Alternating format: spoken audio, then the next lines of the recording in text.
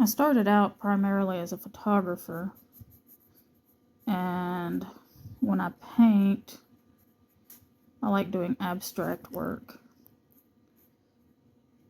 I have a very three-dimensional style when it comes to most of my other artwork. So working on the, kawaii style, which is what this is, has been a change for me. I'm usually way more intense, detail-oriented. So weirdly enough, it's a bit of a challenge going more simple.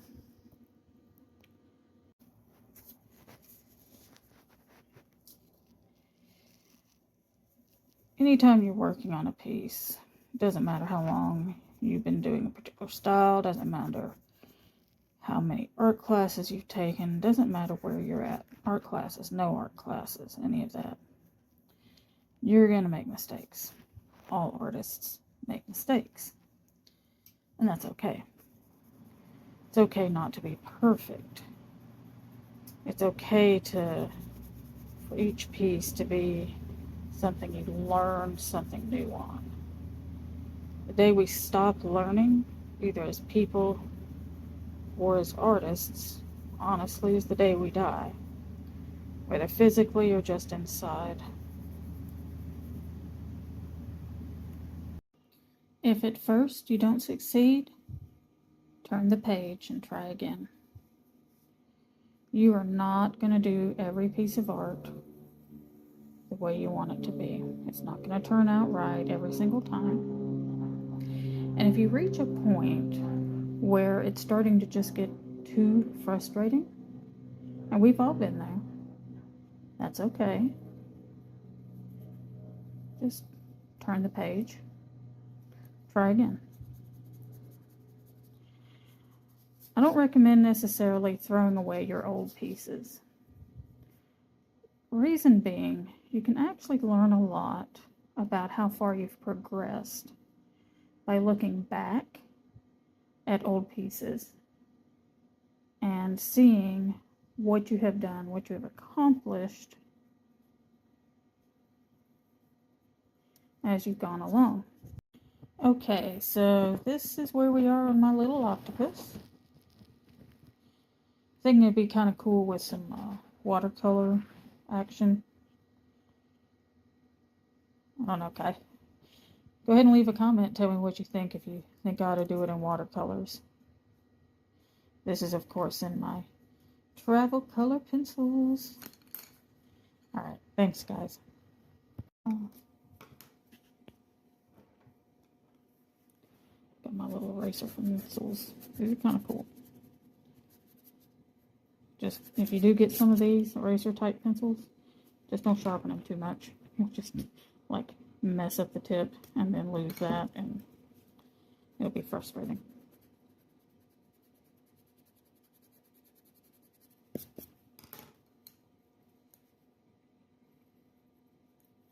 Some people who do these little art videos will only ever show you what comes out right the first time. You're not going to learn if you think everything comes super easy, because it doesn't. Doesn't matter how good you are, you're going to make mistakes. Picasso made mistakes. Rembrandt made mistakes.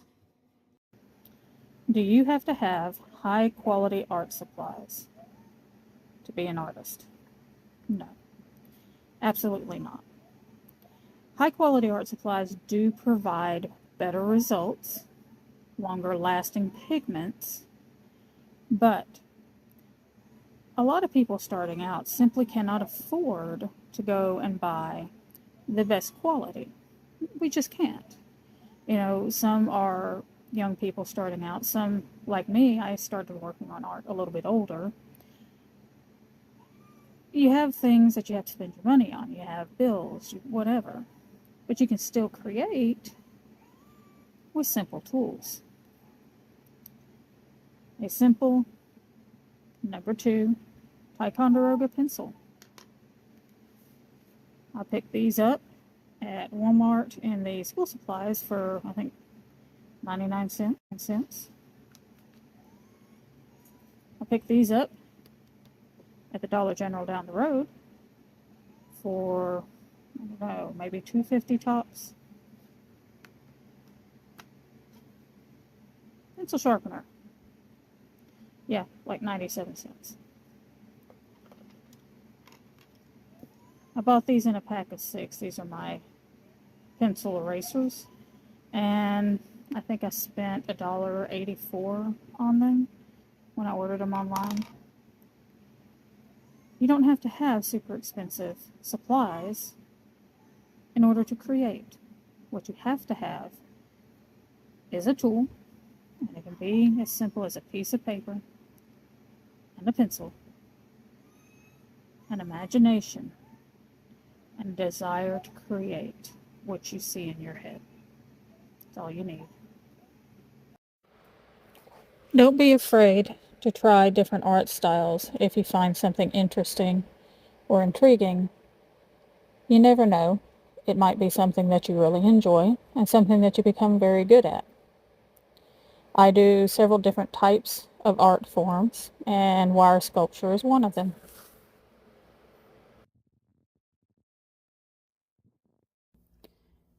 If you don't step outside the box, you'll never know how far you can go.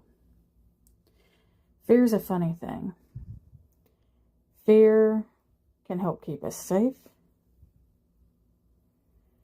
and fear can trap us and keep us from doing things that will make our lives better. Fear holds us back. The fear of trying something new, the fear of not being good enough, the fear of making mistakes. If you ever want to get anywhere, really get anywhere, you need to step outside that box you've put yourself in.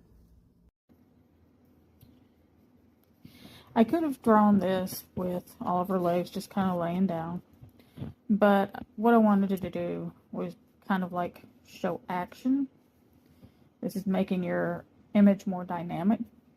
Making your image more dynamic makes it more interesting to people.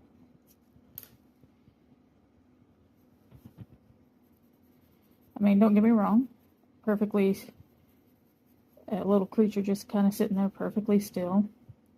It's still interesting, it's still dynamic. Well, no, correction. It's still interesting and it's still cute. But it lacks that dynamic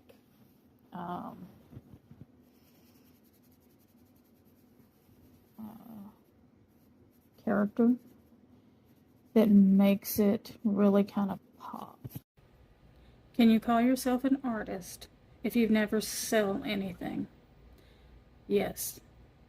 There are many people out there who create beautiful things in history today who never sell any of their work.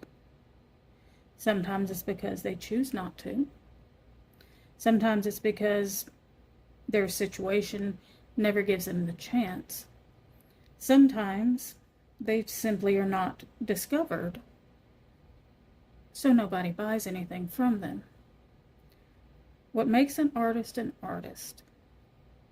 is your imagination, your desire to create, and pursuing that desire. Don't let anybody say you're not an artist just because you haven't made money on it. If you're having a bad day and nothing seems to be coming out right, just remember, even the most talented artists in the world have bad days. The greatest masters the world has ever seen had bad days. They had days when they just couldn't get a design right. They couldn't get an image right. And if that happens, it's okay. Set it aside and come back to it the next day. Don't let it stop you. Don't let it make you give up. You're going to doubt yourself. We all do. But remember, even Michelangelo made mistakes and probably painted over them. Can you call yourself an artist if you've never sell anything? Yes. There are many people out there who create beautiful things in history today who never sell any of their work. Sometimes it's because they choose not to. Sometimes it's because their situation never gives them the chance. Sometimes they simply are not discovered, so nobody buys anything from them. What makes an artist is your imagination, your desire to create, and pursuing that desire. Don't let anybody say you're not an artist just because you haven't made money on it. Now, artists find inspiration in a lot of different places. Right now, we're down at Trail of Tears State Park, and this is the Shepherd Point Trailhead.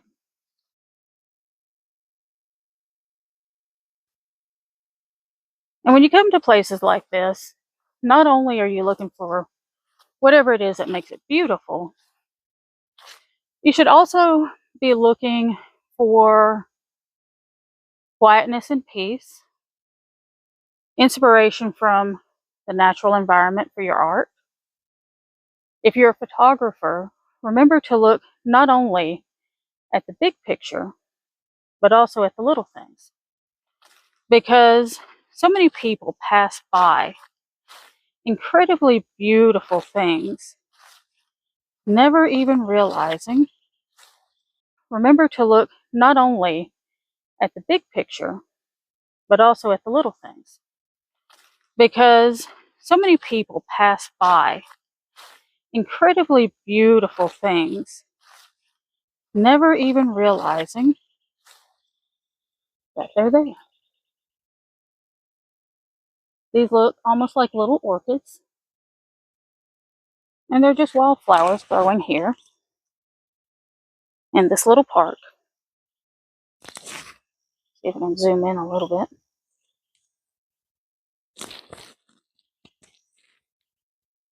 They're very cool looking. Don't be afraid to try different mediums. Pens, markers, chalk pastels, pencils, oil pastels, they can all give you the same basic colors, but they all behave differently. Of course, pens give you lines. You can be super sharp or broader, like 1.2 millimeter. Markers are almost like broad pens. They put a lot of ink on there, but they don't really blend. Chalk pastels blend well, but they do leave a powdery residue. And you've got pencils. Most pencils don't blend very well because they're wax based. There are a few that are oil based. They're usually a little more expensive, but they do blend better. And then you've got oil pastels. I personally love oil pastels because they're so smooth in the blending, but they do, of course, leave residue as well. Because this is a gorgeous piece of driftwood with a lot of potential carving. That is not going to fit in the car. I wish it would. Over here you have a bunch of smaller ones. Some of them are just, they're way too old. You can look at some of this and tell that it's going to fall apart. Some of it will look like it's going to fall apart. It's actually more sturdy than you think. So the thing that I like to do when it comes to picking driftwood to test how sturdy it is, I whack it against another piece of wood. If it breaks, if it falls apart, then it's not a good piece. Now, sometimes you'll have one end break off, but the other doesn't. Obviously, this was not a good piece to work with. But that way you're not picking up something you think is interesting, but it's too fragile to do anything with. Where does art come from? It comes from our hearts, from our souls, from our pain and our joy, our sadness, the things that we win, the things that we lose, all of that eventually comes out of us and is transformed into something beautiful. Every piece of art we make has a little bit of ourselves in it, and that's where art comes from. So what if there are days where you just don't get anything done art-wise? You're too busy, you're too stressed, you don't feel good, you're too tired, and it makes you feel a little bit like a failure. That's okay. Sometimes you got to take a little time for yourself. Sometimes you got to rest, and it's okay to do it another day. What you feel affects what you create.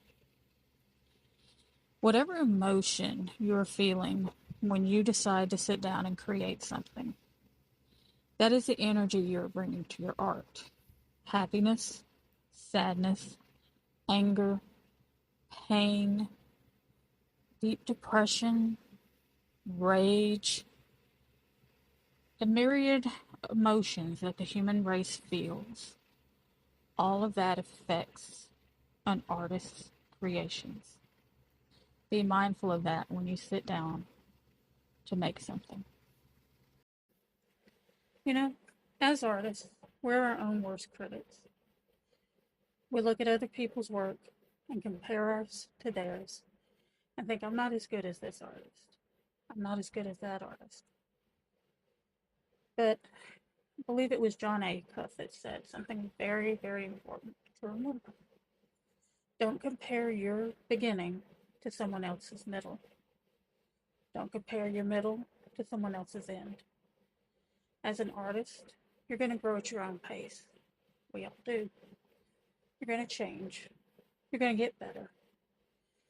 The only person you have to compare yourself to is yourself. And that only to help you grow. My friends, don't give up on yourself, even if everyone has. Don't give up.